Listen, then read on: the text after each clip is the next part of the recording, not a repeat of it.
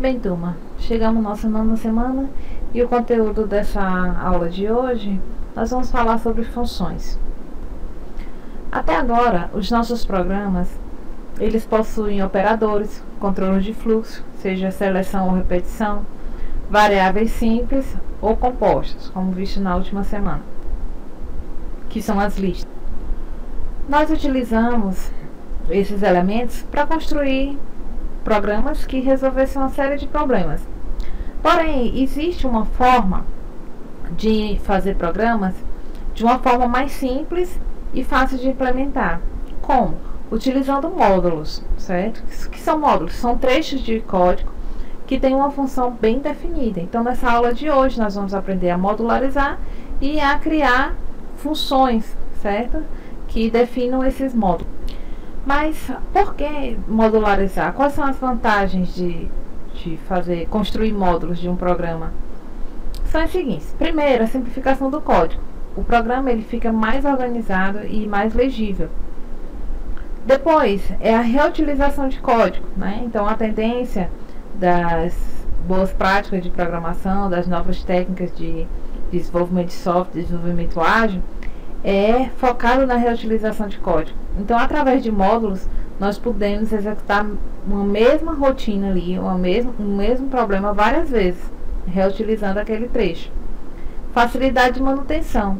Então, o processo de encontrar e corrigir erros fica mais fácil, né? O processo de depuração também fica mais fácil, porque se eu tenho um problema em um determinado ponto, eu vou naquele módulo que está com problema. Não preciso eu depurar o programa todo. Eu vou depurar apenas um módulo específico e resolver aquele problema. Uma vez que aquele módulo está correto, né, está ok, aí eu posso reutilizar, que não vai dar problema no meu código. Então, a técnica de modularização, ela utiliza o que nós chamamos de método de divisão e conquista. O que é isso? É o método de dividir para conquistar. Um problema grande e complexo, ele é dividido em diversos subproblemas, em que cada problema desse seria, no caso aqui da modularização, um módulo, certo? Então, as soluções dos subproblemas são combinadas numa solução do problema maior. Então, se eu tenho, por exemplo, um problema que é para somar, dividir, fazer as 4 operações básicas com 2 números, né? Então, esse é o meu problema maior. Como é que eu utilizo o método de divisão e conquista aqui? Eu vou pegar cada operação e criar um módulo para ela. Criar uma função. Definir uma função que faça cada uma das operações, certo?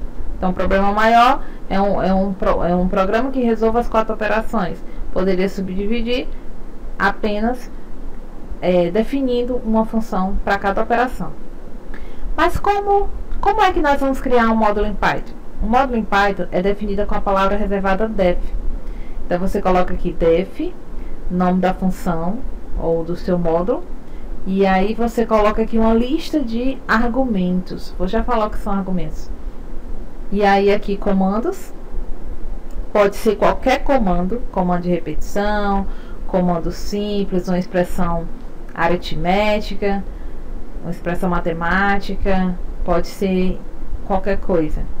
E aí esse return, que é uma palavra reservada, que é opcional.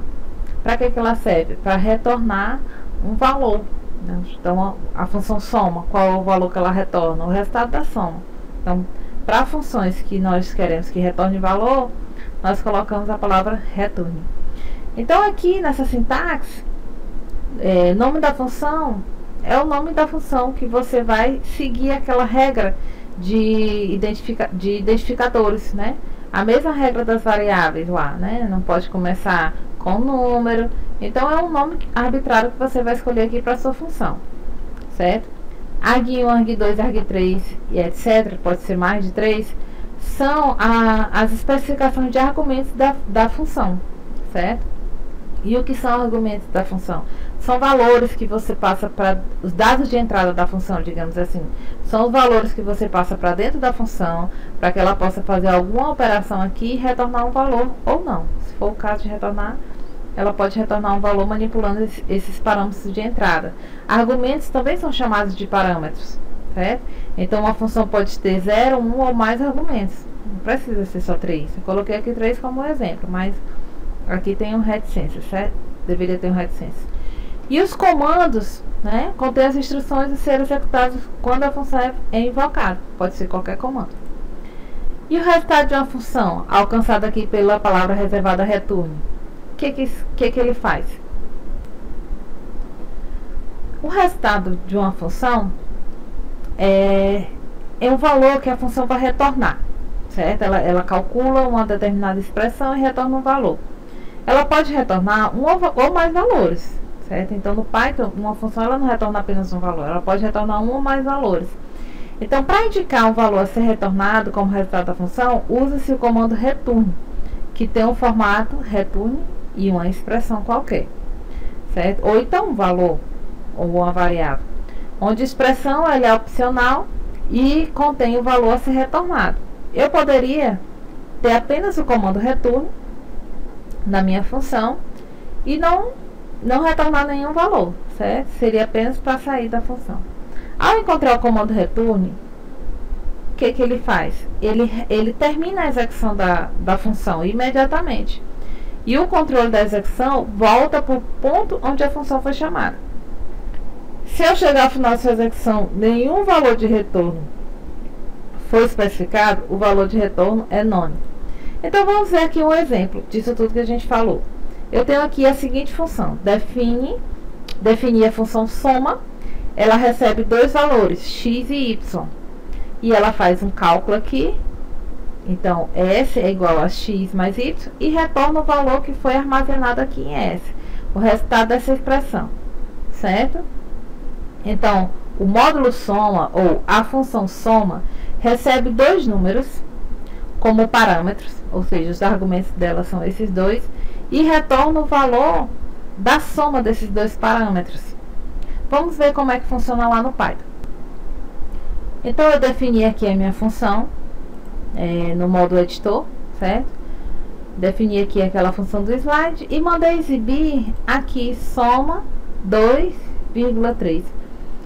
Neste ponto aqui do programa, o que nós estamos fazendo? Nós estamos chamando, invocando a função. Então, ela foi definida aqui em cima, certo? E aí, na próxima instrução, na instrução de print, eu mandei imprimir o resultado da soma, certo? Mas, para ele calcular essa soma, você vai ter que acessar, invocar ela pelo nome, que tem que ser igual ao nome que está aqui. Então, se você colocar, por exemplo, aqui um S maiúsculo, vai dar um erro no programa, que ele não vai conhecer esse nome, vai dizer que não existe essa função, certo? Então, você tem que colocar igual você definiu, soma igual você definiu. Então, você roda aqui, salva, e aí aqui o resultado deu 5, certo? Um detalhe que eu queria observar aqui, não esqueçam da sintaxe, né? A palavra reservada def, tem que ter aqui os dois pontos, e o bloco de comandos aqui dentro do def, né? Tem que seguir a indentação. Então, todos esses comandos aqui estão dentro de soma. Se você colocar assim de repente, certo? Vai dar um erro de indentação. Então, tem muito cuidado aqui com a indentação, certo? A indentação se dá com espaço. Então, basta colocar assim, que aí você já define que esses três comandos aqui estão dentro da função. Um outro detalhe que eu queria observar com vocês é que a invocação da função, ela se dá pelo nome e ocorre um desvio da execução, certo? Então, apesar desse módulo ter sido declarado aqui, ele apenas vai computar essa instrução do programa, mas ela só vai ser invocada, esse trecho de programa aqui só vai ser invocado neste ponto aqui. Então, eu mandei imprimir aqui 3 frases. Antes da execução da função, essa vai ser a primeira instrução a ser impressa.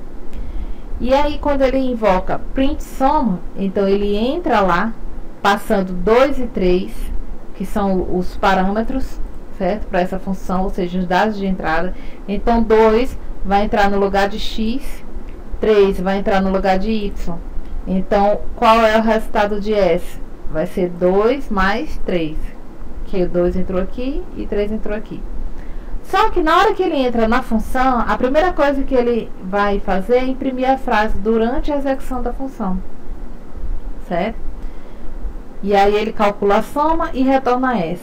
Essa palavra return, ela tem o poder de sair, terminar a execução da função, sai imediatamente da execução da função e volta para o ponto onde foi chamado. Então, ela vai voltar exatamente para cá. Então, vai imprimir essa frase e aí ele vai depois imprimir a soma, só depois ele continua a execução de onde parou, certo? De onde foi a partir de onde foi invocado, ok? Se essa palavra return tivesse antes da soma, certo? Se eu tivesse, por exemplo, aqui antes da soma, o que ia acontecer? Ele não ia fazer o cálculo da soma, certo? E também ia ter um erro aqui, porque essa variável essa aqui ele não ia conhecer. Mandar retornar algo que ainda não foi definido, isso não pode. Mas, por exemplo, se eu tivesse mandado assim, retorne 20, né? Então, aqui, soma 2, 3, ele entrava aqui com 2 e com 3, e imprimia essa fase e ia retornar 20. Não ia alcançar essa instrução aqui. Então, muito cuidado com essa palavra return, certo? Ela serve para terminar a execução de uma função retornando um valor, ou não. Se você não colocar nenhum valor, ela apenas vai retornar, certo? Então, se você colocar aqui S, retorna 20. Então, vamos rodar aqui para ver o que acontece. Salva. Então, aqui, ó, igual eu falei, primeiro ele começou, imprimiu aqui antes da execução, aí ele invocou a soma aqui pelo nome. Quando ele invocou pelo nome, ele foi lá dentro da função e imprimiu durante a execução da função, né? Fez o cálculo aqui, retornou S. Retornou S para onde? Para cá. Então, quem é S é 5. Então, ele vai imprimir 5. Aí, imprimiu 5. Depois, continuou a execução normalmente do programa, durante a execução da função. Durante não, depois da execução da função. Então, antes, durante e depois da execução da função. Só para marcar esses pontos aqui, certo? Fica claro que quando ocorre a invocação de uma função, a sequencialidade do programa é quebrada. Ele vai, desvia para lá, executa tudo, termina, ele volta para cá com o resultado, imprime e aí continua, ok? Quando nós definimos módulos, nós temos dois conceitos de variáveis locais e globais. O que são variáveis locais? São as variáveis definidas no corpo das funções. O que é o corpo da função? É o bloco da função. As variáveis que são definidas dentro da função, elas estão no corpo da função ou no bloco da função. Essas variáveis, elas são ditas locais, certo? E elas só podem ser usadas nas funções em que foram definidas. Fora da função, elas não existem mais. Variáveis globais são definidas fora das funções. Então, todas aquelas variáveis que estão fora de uma função, ela é dita global. Global por quê?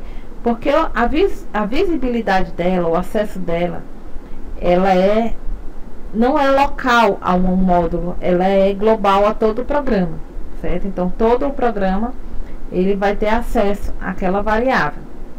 Nós podemos ler o conteúdo de uma variável global no código de uma função, certo? Mas eu não posso alterar. Para me alterar, mudar o valor de uma variável global, ela precisa ser declarada no corpo da função usando o comando global. É uma palavra reservada também. Vou explicar mais aqui na prática sobre isso. Então, por exemplo, o seguinte trecho aqui de programa. Eu tenho aqui print spar 2. O que é isso?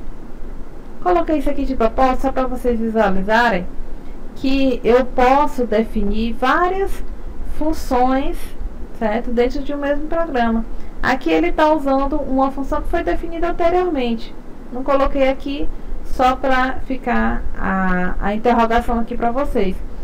Então veja, ele está mandando imprimir aqui o resultado de uma função SPA. Ela testa se o número 2, que foi passado aqui por parâmetro, é par ou não. E aí ele vai imprimir um valor booleano, true ou false, certo? E nós temos aqui, continuando o programa, definimos aqui A igual a 3. Isso aqui é uma variável global, porque ela está fora de qualquer função. Dentro dessa função aqui, var local, eu coloquei A igual a 5. Então, não se trata da mesma variável. São duas variáveis diferentes. Aqui é a variável A local a essa função. E aqui é a variável A global ao programa. Certo? Então, quando eu chamo o procedimento, por que aqui não é uma função, é um procedimento? Porque não tem a palavra return. Geralmente, quando nós não retornamos nada, nós chamamos esse módulo de procedimento. As funções sempre retornam um valor, procedimento não. Então, não tem aqui a palavra return. Então, ele não vai retornar nenhum valor. Mas, eu coloquei aqui dentro uma função para imprimir o valor de A. O valor de A dentro desse procedimento, certo? E a saída foi a seguinte: o valor dentro da função é 5 e o valor de A fora da função é 3. Então, aqui ele chama, invoca o procedimento, vai lá, entra, faz tudo isso aqui e ele sai. Quando ele sai, ele diz o valor de A. Se A aqui recebeu 5, por que ele está imprimindo 3?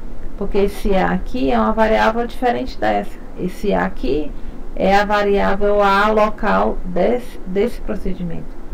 Vamos ver aqui no Python. Então, aqui no Python, eu tenho aquela função, ó como é a função SPA. Defini aqui SPA, recebi um número como parâmetro. E aí eu vou retornar a seguinte expressão. Se o resto da divisão dele por 2 é igual a 0. Isso aqui vai me dar uma expressão booleana, verdadeiro ou falso. Então, se eu passar um número par, vai retornar true. Se eu passar um número ímpar, vai retornar falso. E aqui mandei imprimir, certamente ele vai imprimir true. Mas voltando aqui o exemplo de variável local. Então, A igual a 3, eu defini, né, esse procedimento aqui, sem parâmetros nem nada. E coloquei aqui que A igual a 5. Esse A aqui é local e esse aqui é global, como eu falei anteriormente. Quando ele chegar, antes de terminar, a última instrução desse procedimento é imprimir o valor de A. Mas para ele, quem é o A? É esse aqui, é o local, certo? Então, ele não tem acesso, ele não modifica, certo? O valor daquela variável ali. E aí, fora desse procedimento, eu invoquei esse procedimento através da chamada do seu nome. E passando aqui a lista de parâmetros. Como não tem, é vazia, então eu coloco nada. Quando ele alcança esse nome aqui, var local, ele desvia para cá. Aí ele imprime, ou atribui o valor A 5 e vai imprimir o valor de A. Nesse caso aqui, ele vai imprimir 5, que é o valor de A. Quando ele termina, essa aqui foi a última instrução, terminou, ele volta para cá e vai imprimir, vai continuar a execução, que é imprimir o valor de A. Mas quem é A? É este A aqui que está fora. Então, ele vai imprimir 3. Então, se a gente rodar, ele vai fazer exatamente o que nós comentamos aqui, certo? True. E aí, depois, o valor de A dentro da função é 5. E o valor de A fora da função é 3. Então, são duas variáveis diferentes. Escopo global e aqui dentro, escopo local. Se eu quiser alterar o valor da variável, eu coloco a palavra reservada global. Neste caso, o que acontece? Quando eu atribuo aqui A igual a 5, ele vai estar atribuindo a variável global, vai estar modificando o valor da variável global. Então, quando eu mandar imprimir agora o valor fora da função, não é mais 3, e sim 5. porque agora ele teve o poder de modificar a variável global, certo? Outro conceito que nós temos em relação a módulos é a passagem de parâmetros. São os valores que a gente passa para dentro da variável ou para dentro da função. Então, as variáveis sempre são passadas por valor. Você passa uma cópia da variável por parâmetro. No Python, as listas são passadas por referência, ou seja, ela passa o próprio endereço da variável. Então, um exemplo aqui no Python sobre a passagem de parâmetros por valor e referência. Observe aqui a variável n, ela foi atribuída o valor 10, certo? E quando nós passamos essa variável por parâmetro, então nós temos aqui a variável n, aqui, quando depois nós definimos aqui a função, certo? Mas isso aqui ainda não vai ser executado, precisa de uma invocação pelo nome. Então ele pega, vai imprimir o valor de n. Qual o valor de n que ele vai imprimir? Esse aqui, n igual a 10. Depois ele chama, muda var e passa esse mesmo n, né? Quanto é que vale aqui? 10. Então, o valor 10 foi passado para cá por valor, não por referência. Ou seja, eu não consigo modificar o valor da variável n aqui dentro, certo? Porque é passado apenas o valor 10. Se eu tentar modificar aqui n igual a 20, não vai refletir aqui nessa variável aqui fora. Quando terminar a execução da função, do procedimento, ele vai imprimir n, vai continuar sendo 10. Ele não alterou para 20, porque foi passado por valor e não por referência. Quando é passado por referência, ele tem o acesso direto no local de memória onde está reservado para aquela variável. Então, ele consegue alterar o conteúdo da variável, certo? Então, isso acontece no caso de lista, passagem por referência. Então, eu defini uma lista aqui igual a 1, 2, 3, defini um procedimento aqui que recebe essa mesma lista por parâmetro, e aí eu peguei o primeiro elemento da lista e atribuí 20. Então, quando ele imprimir lista aqui, vai ser 1, 2, 3. Quando ele chama o procedimento muda a lista, ele vai lá, passa a lista por parâmetro, por referência, e aí o índice 0, ele muda para 20. Quando ele imprimir aqui, o primeiro item não vai ser mais 1, e vai ser 20. Porque a passagem aqui foi por referência, ele consegue alterar o conteúdo da variável. Então, vamos ver a execução aqui. Pronto. Então, n é 10 e continua sendo 10. Já para lista, ele imprimiu 1, 2, 3. Quando ele chama muda a lista, ele entra aqui, altera o primeiro elemento, é 20. Quando ele sai com o valor do primeiro elemento alterado. Então, essas variáveis aqui, listas, né, os vetores, tem que tomar cuidado, porque dentro do procedimento ou uma função, você tem capacidade de alterar o seu conteúdo, porque ela é passada por referência. Nós podemos criar a nossa biblioteca de funções, né? Podemos criar módulos em separado para serem importados. Basta que a gente defina uma função e salve no arquivo específico. Então, eu posso dar o nome para o meu arquivo, por exemplo, módulo soma, certo? Para me utilizar em outro programa externo a esse, um programa diferente desse arquivo separado, eu tenho que dar o comando import, né?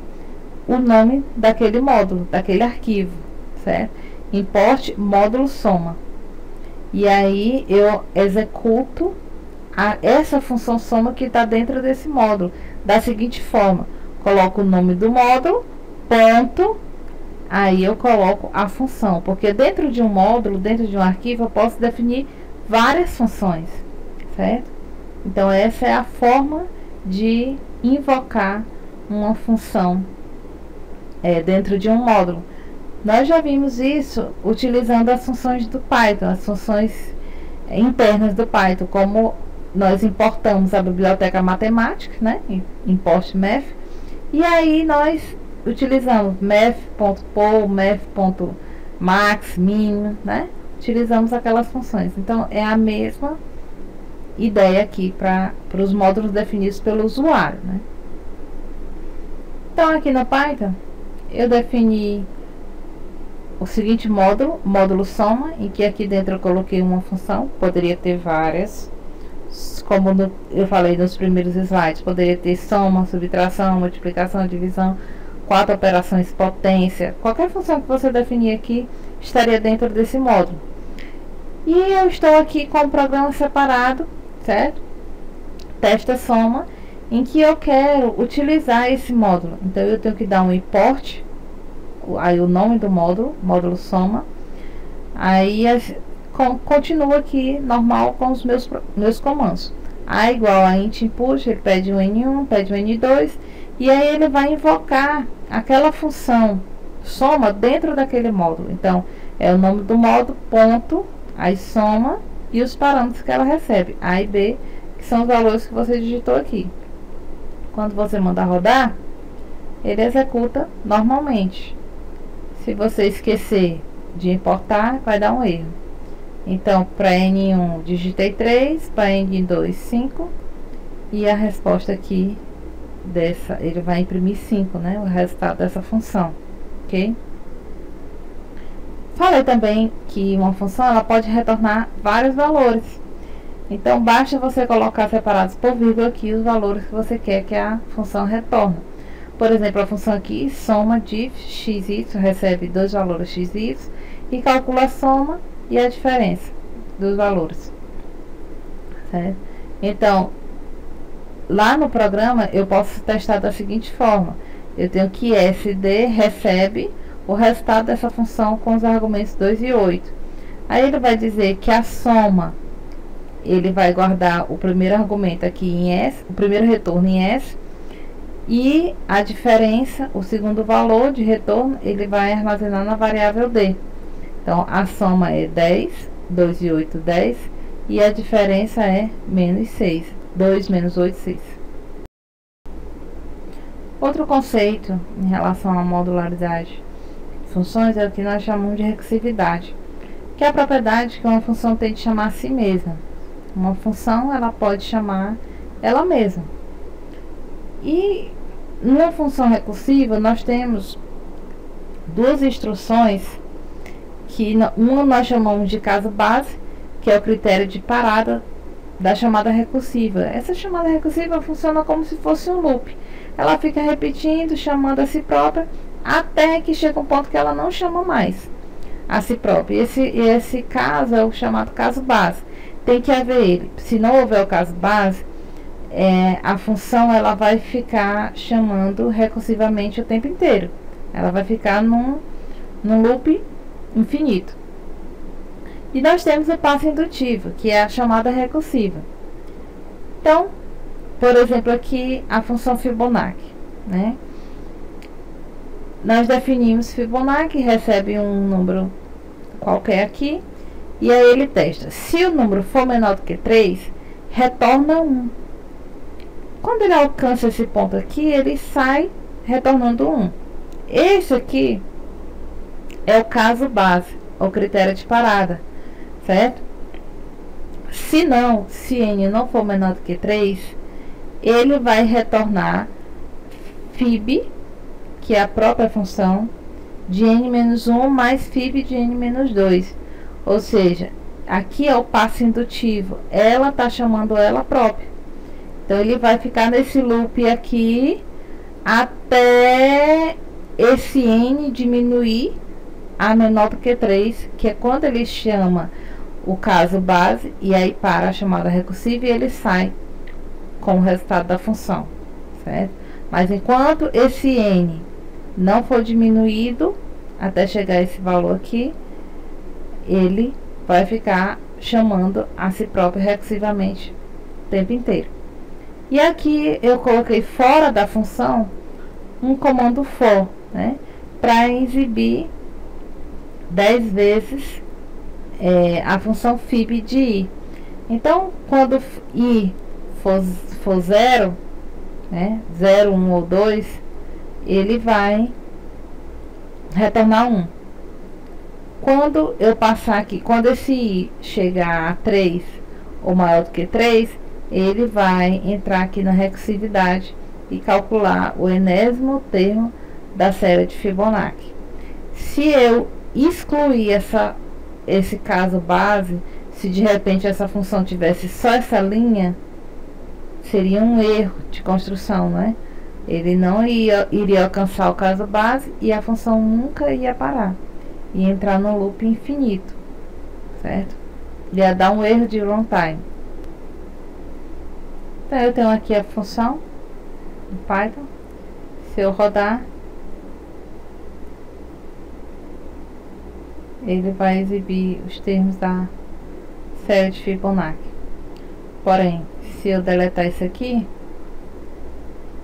deixar só essa instrução, ele vai dar um runtime erro.